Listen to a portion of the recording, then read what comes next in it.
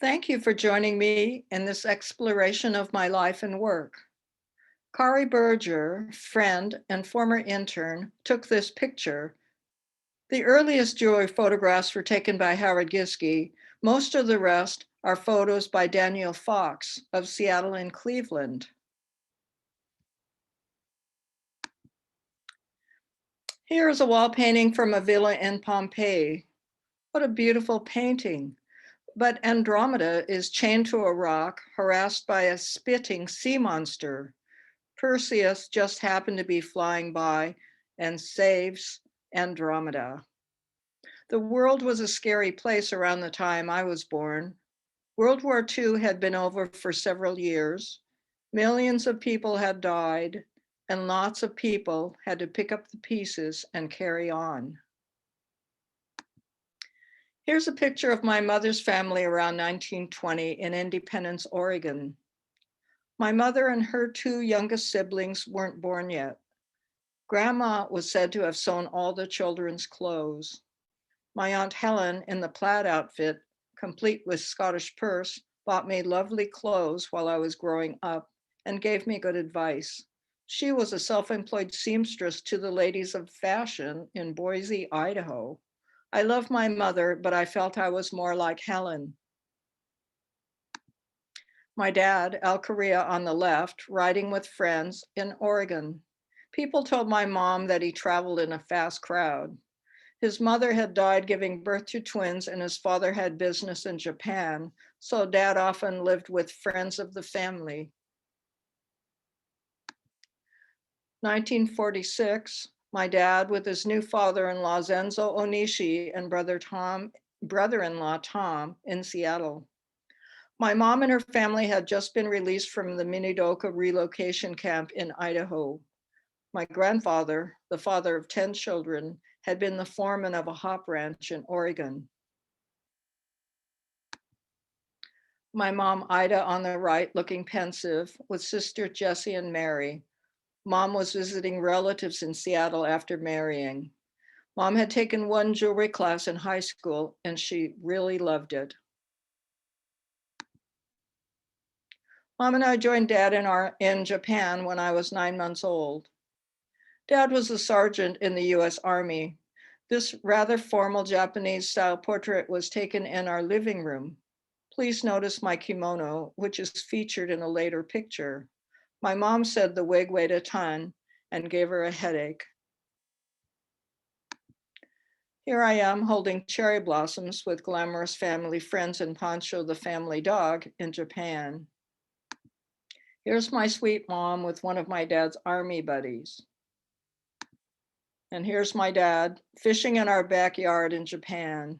Dad was at his best while fishing. What a contrast to the horrors of war as a sergeant of the much decorated 442nd Japanese American Combat Team, marching from France to Rome. We came back to the States when I was 4. Dad eventually retired in Lakewood near Fort Lewis, Washington. I met some of my dad's army buddies when I was in college.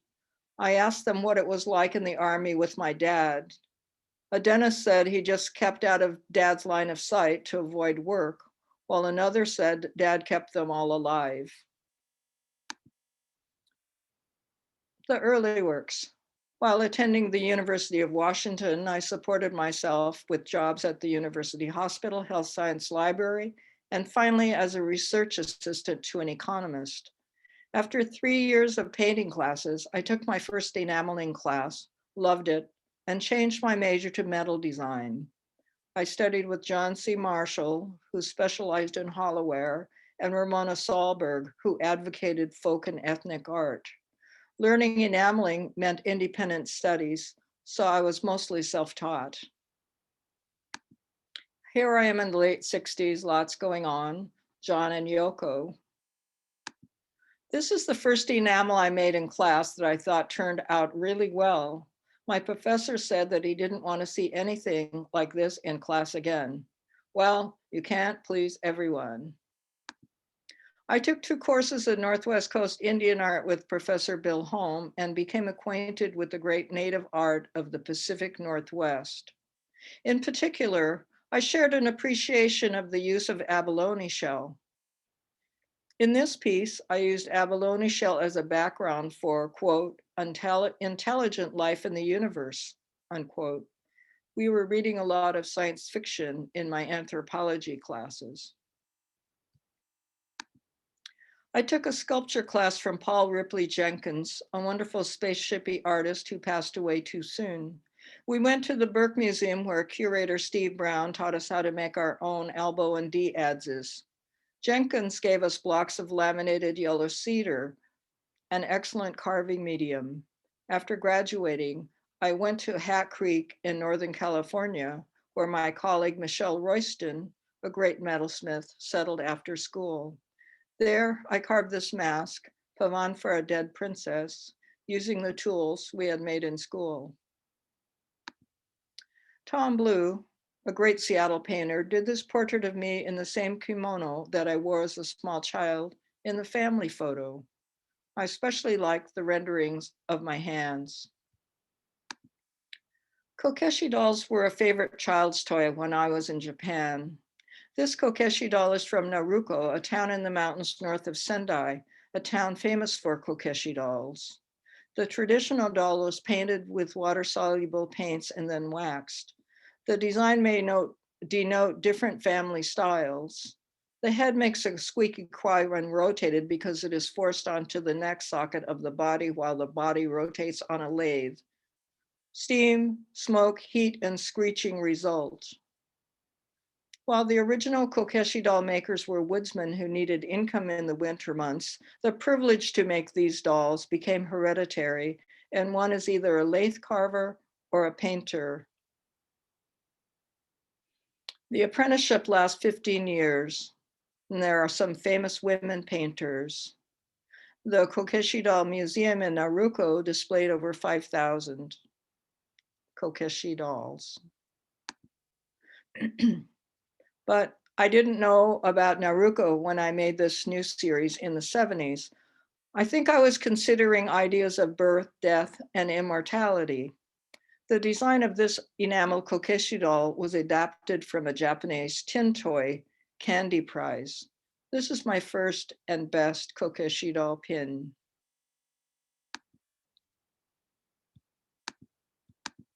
This is my last Kokeshi doll in the form of a box and lid, rather formal, especially when I realized I had made a tiny casket.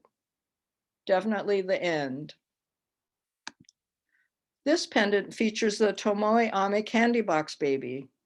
The depiction of infants as a symbol of immortality is a universal tradition. I made the image of the beckoning cat, the Maneki Neko, into a cloisonne pendant. Silver and gold foils make the enamels shimmer. I also wanted to make a cat box, and he turned out very dreamy and calm. About this time, I formulated some guidelines for creating art. You must listen to your heart to hear what it desires and what you should be working on to be truly unique. Then you have to work on the art until it sparks, when all the components create a whole that is greater than its parts with no superfluity. Then your creation will have a life of its own. Your work will often call the shots, not you. And if you don't know what perfection means, seek instruction from a worthy master. This is the Hanafuda box set, 1974. There are 12 suits of 4 cards each in this Japanese card game. It's a kind of rummy. When we lived close to relatives in Spokane, my parents would play Hana, which means flower, every Friday, so I was familiar with these cards. This is my botan or peony bracelet, 1975. I liked adding bosses to the cuff, a reference to armor. I think my aesthetics and ideas of perfection were formed by childhood familiarity with Japanese arts and crafts. The Phoenix pendant, a commission with enamels and sterling, gold foil, lapis, and carnelian. Phoenix is always combating dragon for control of the heavens. Ron Ho and I are pictured in a cave in Vietnam around 2014. He nominated me to the Northwest Designer Craftsman in 1975. He was a fabulous and inventive jeweler and educator who, along with his colleague Ramona Sahlberg, pioneered the use of ethnic artifacts in their work. Besides art and travel, Ron loved people and parties.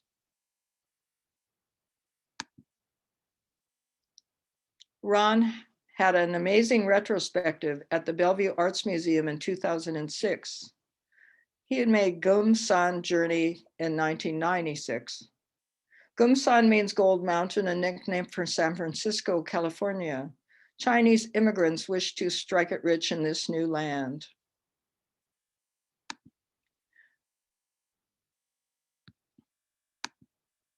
The week before he passed away, Ron asked me to complete a commission he had received 10 years previously.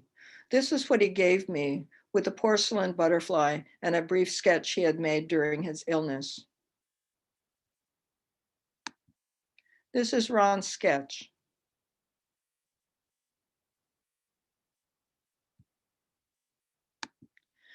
Here's the finished necklace. I added a little jade shoe, the better to travel with, and made the slender green leaves for side elements with a secret alloy.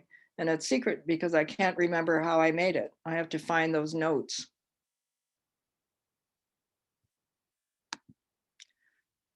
Working downtown. Reinhold Eichhorn was a master engraver in the Joshua Green building at 4th and Pike in Seattle. The business was called Regal Manufacturing, established in 1916, and was traded back and forth among the engravers. In the old days, Ike engraved battleships on huge trays for ship launching ceremonies. He was taught at Mayer Brothers, a downtown Seattle jewelry manufacturing and supply company that made souvenirs for the Alaska trade, as well as commercial jewelry. One day, as he was washing enamels for his enamelist dad, he was asked if he would like to learn engraving. Anything to get out of here, he said. I asked him to teach me engraving. He said he found that most people didn't practice, so he refused to take on apprentices. But he made an exception for me, I think because I showed him my enamels, and his dad happened to be an enamelist from Germany who died of radium poisoning from painting watch dials. If you go to the Mary Hill Museum, you might see two portraits of Mary Hill that his dad created. Ike let me come in once a week for lessons, and I would return the next week with the work I had done. Eventually, he let me stay full time to work on my own. His wife, Dorothy Spring, whose dad had once been Ike's boss, got to go home. In 7 years, Ike was ready to retire at the age of 73. After calling my dad for advice at 11:30 that night, I bought Regal Manufacturing the next day. Incidentally, Ike said that the floors of Mayer Brothers workshops were covered with tin so the gold dust wouldn't be ground into the wood. If there was a wooden floor, it would eventually be burned up to reclaim the gold. I studied Japanese crest patterns, or mon, and made this necklace with moonstone sterling and 18-karat gold. I went over the surface of the silver with a line graver, producing a soft texture with the wriggle cut, which Ike taught me, tilting the graver back and forth. This is my first large bracelet with ring, 1975. I thought it would be cool to have the turquoise spilling out of the bracelet, accompanied by a big stone ring. Here's the back of the bracelet showing hinge detail and the hooked clasp pin. Julia Child said, I think every woman should have a blowtorch. I thought that was a great motto. Around 1996, I was invited to Coral and Pence's estate sale. She was a notable Seattle jeweler with a wealthy clientele. I bought 2 large stones. Here's the amethyst, which I made into a pendant. I had never worked with such big stones before. It was kind of fun and similar to making containers. The second stone was a very large silver blue topaz, which I suspended from a sterling and 18-karat gold necklace. The stone is cut in an opposed bar pattern. These stones were said to have been cut by a Tiffany lapidary in New York. Anne Gould Hauberg, an angel to my art, sits with me in a Faceri Jewelry Art Gallery ad promoting the idea of patrons and artists. Anne quoted her father, architect Charles Gould, designer of the Seattle Asian Art Museum and the Suzzallo Library. He said, "If no one buys the art, there will be no artists." Anne encouraged me to think in sets, parures, of jewelry meant to be worn together. Seattle is very lucky to have Karen Lorene's Faceri Jewelry Art Gallery, which has represented metal artists for many years. The stone pendants led me to make fabricated hollow constructions. I wanted to manipulate geometric shapes. Here's an 18-karat green gold earring and brooch ensemble, which Anne Hauberg wore in the previous picture. I used a file finish, which is a softer and less formal version of the traditional line grave or Florentine finish. I called it the leaf and twig set. This is a forged and fabricated sterling and 18-karat yellow gold cuff, 1999. First, I contoured the sterling sides, wrapping them around my wrist with the opening of the back. Then the ends were curled. The gold was soldered to the outer edges of the silver. Thus, the weight in the front and the back are equalized, resulting in a well-balanced bracelet. Here's my zigzag cuff, sterling and 14-karat red gold, circa 2000. I folded a strip of sterling in half lengthwise and hammered it on the two outer edges, eventually forming an oval. Then I put in pleats and opened it up with an oyster knife. Lots of annealing was required. I soldered the 14-karat red gold across the exposed edges of the sterling and added a black patina. This is gauntlet collar number 3 with a detachable titanium-coated vintage glass ornament, 1999. It is made with 18-karat yellow and white gold, with pre-soldered 14-karat white gold pions dotting the surface. This necklace traveled in the Society of North American Goldsmith Gold exhibit for 3 years. The glass fragment was from lapidary David Horst. When he gave it to me, I knew I had the finishing element for the gold collar. Sometimes you just have to wait for it. A view of the entire collar with translucent nylon cord and gold clasp. Animal magnetism. Here are 2 works using pieces of petrified palm from Texas cut by Gary Abbott, a lapidary in Georgia.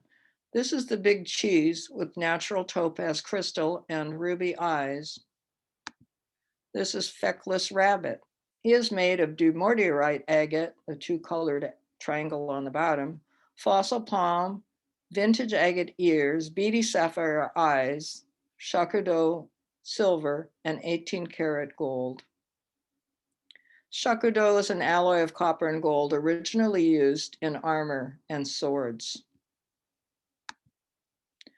I received a commission for a zebra pendant, which I chased and repoussed from a thick sheet of sterling. Then I carved out the stripes by hand. I pierced the ears at an angle and pushed out the metal for the fuzzy ear effect. The eyes and eyelashes are shakudo, a perfect material for these features. A client's boar's tooth magically turned into a daikon radish with a rabbit charging in front of the harvest moon. Some rings and things. I've always enjoyed making rings. Here is an exceptional rose quartz cabochon with a moon in the middle, made into a ring with 18-karat gold, sterling, and diamonds. A traveling gem salesman walked into my shop and had this rose quartz. Rhodolite garnet, flashing pink, set into a ring with a simple monumental construction, 18-karat and sterling. This is a carnelian and amethyst ring with a similar attitude. Here's a large pink purple spinel in a wavy ring sprinkled with diamonds. The ring is fabricated of 18 karat yellow and palladium white golds.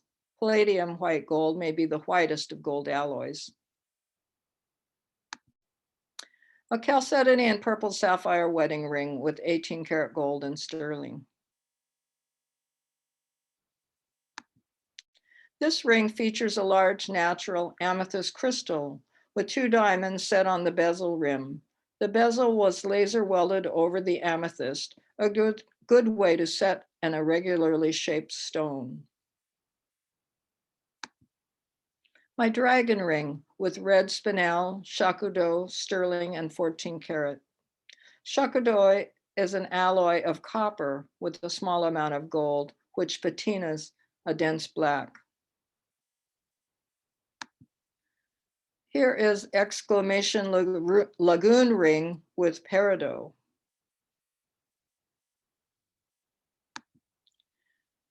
This is the Principessa ring with trefoil shoulders and a purple amethyst. The first abalone shell ring ornamented with client's gemstones. Second abalone ring with the client's precious stones. The abalone was very old and finely grained, and the color and iridescence of the shell complements the sparkling diamonds. The first of my Infanta series with a princess cut diamond. Finally, I had made the ring I saw in a dream. An Infanta variation with coffee colored diamond. The platinum and gold colors work well with the stone.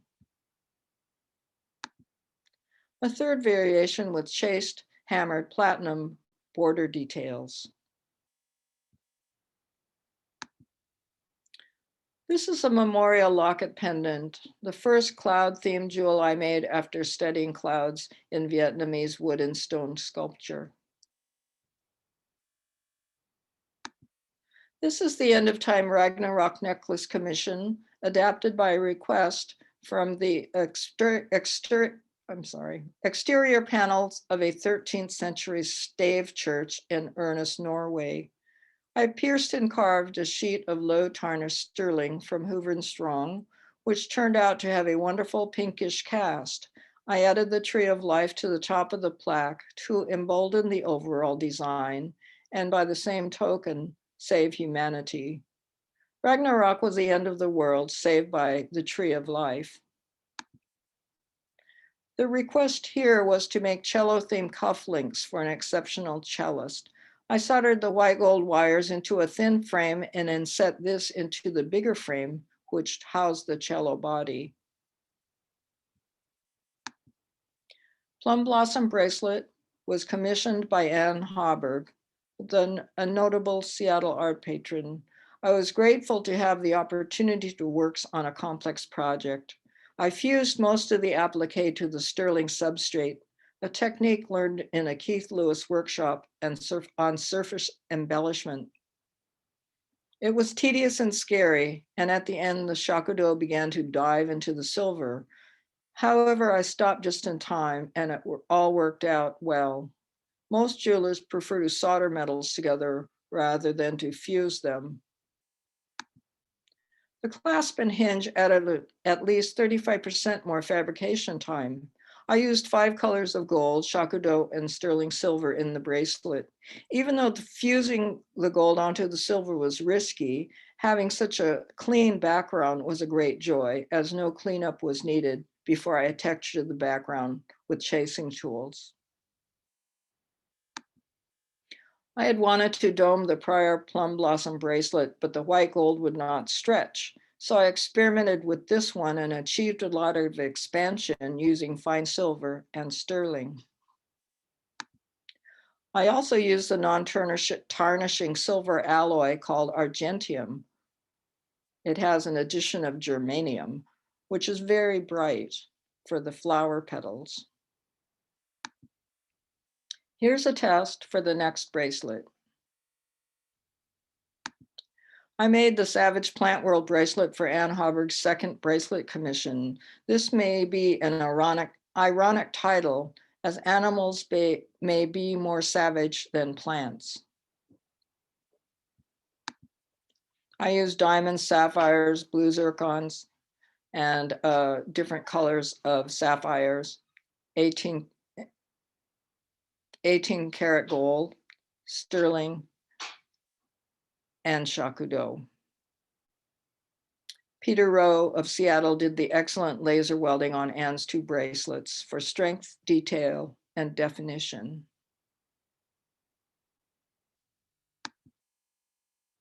A view from the top. Ann Hauberg bequeathed the two bracelets I made to the Tacoma Art Museum. Here's the Barack Obama suite, 4 separate brooches.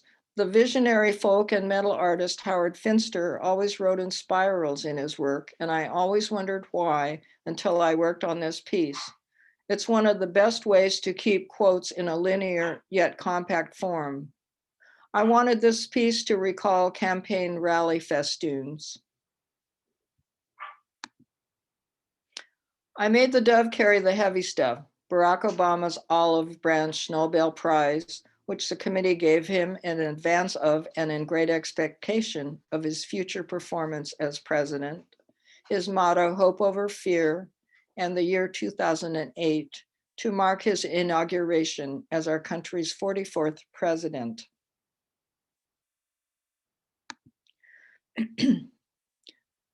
We do not have time for this type of silliness, Barack Obama said. This is a keyhole through which we may gaze into eternity. What about some beads? Cupid asks. Okay, what about some beads? I made this necklace of citrine rock crystal, German pressed glass hearts and triangles, vintage foil and glass beads with Chinese freshwater pearls. The mountings for the pressed glass are made of sterling, gold sterling, bimetal. Here's a close-up of a necklace comprised of freshwater cultured Chinese stick pearls and bamboo-like African brass beads. I had never combined brass beads with pearls before, but the pearls' irregular form, texture, and colors worked well with the brass. Then I added the frothy fringe of antique cut steel beads, African brass tubes, and African vinyl wafers. The hook clasp I made features the owner's Dayak Borneo dragon creature earring. The earring and bead tassel serves as a counterbalance to the necklace front. The pearl components were sewn onto a mesh backing to maintain stability because the pearls were drilled across at midpoint. Invading the negative space inside and outside the pearls with the fringe of cut steel beads softens the line and amplifies the necklace. This commission featured ancient Mesopotamian carnelian beads. The design challenge was how to add 9 inches to the length of the carnelians without overwhelming them, and also make a more interesting statement. I constructed beads of mixed metal miming the stone patterns in the same truncated oval shapes as the carnelians. For these beads, I used sterling and the gray-green color of shibuichi, different colors of 18 karat gold, and shakudo. For connecting links, I combined African brass trade beads with spacers of shakudo. This necklace is reversible from front to back. The assignment here was to make 4 or 5 quarts of agate beach pebbles collected by a family together over the course of 15 summers in the San Juans into a necklace for the wife and mother. They also desired a Celtic element to be worked in. The glacier-borne agates were exceedingly very hard to drill. but the lapidary persevered and succeeded. This is the necklace assembly for the 2 strands of agates with the back chain of broad, flat sterling and narrow gold links. There is a wonderful biting animal design from the Sutton Hoo ship burial, which I adapted for the Celtic transitions between the chain and the beads. The bead strands can form a longer strand to be worn without the back assembly. Greg Watson, director of the Bainbridge Island Museum of Art, invited me to Of a Feather, a show of Northwest artists featuring birds. I hadn't made any birds. Then I remembered I had a little hawk that had come down to me, made in a Japanese American internment camp in World War II. I couldn't find it, but I had a picture. As I worked on a hawk, I couldn't help but think what it would be like to be uprooted from one's home and possessions, sitting in a cold shack, wondering what would come next. This was the first thing I had carved since the mask right after college. After the bird, I carved a ship's lifesaver, attached 2 buttons that my mom had bought during our time in Japan, and 2 sterling charms, the telephone and a whistle that says, "If you need me." The Japanese red female demon no mask is counterbalanced by the grapes of wrath. I carved, quote, "call home," unquote, on the life ring and attached all this to the hawk. Later, I found the original hawk and donated this work to the Bainbridge Island Museum of Art, commemorating the 75th anniversary of Executive Order 9066, which was initiated on Bainbridge Island to incarcerate the Japanese American citizens of the Western states. I decided kingfishers are my favorite bird, so here is Kingfisher Bon Voyage. You may notice that the necklace components are united by their color theme. It's all in black and white. Here is my version of a ringed kingfisher, sitting between a snack tray and an olive tin. But the title is Kingfisher Caught Between Man's God and Mother Nature. I call this Wawona, guardian of the tall trees, ascends to heaven. The Douglas fir used for the head and ruff of this northern spotted owl came from the 1896 sailing ship Wawona, which transported lumber from Bainbridge Island to San Francisco. This ship was scrapped. There is a sister ship in good condition in California. And John Grade, Seattle sculptor, was commissioned to make a work from the wood. The northern spotted owl is an indicator species for old growth forests. There were less than 500 breeding pairs left in Washington state 10 years ago.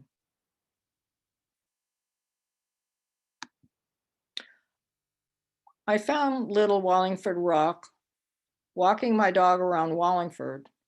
Where else?